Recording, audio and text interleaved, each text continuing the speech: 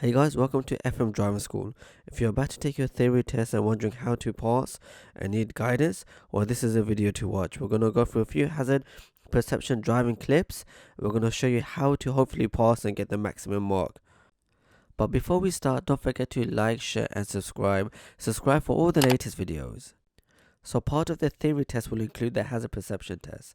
What exactly is a hazard perception test? To put it simply, you'll be shown video clips of general driving, general road situations, and there'll be a developing hazard. A developing hazard is something that will change the motorist speed or direction. So there'll be about 14 video clips. One will have 2 developing hazards and the rest will have 1 developing hazard. And you have to click, as soon as you see the hazard, click it. The sooner you click it, the maximum point you're going to get. You're allowed 5 points per video. We're now going to show you a few video clips, and you're going to initially first try to spot the hazard yourself and try to figure out when you're going to click. Then we're going to repeat that same video and we're going to show you when we should click. On the top left hand corner you'll see the ticks. When you see the first tick, that's when you're going to get the maximum point, and the last tick is when you get the minimum point. Before we start, as I said, don't forget to like, share and subscribe.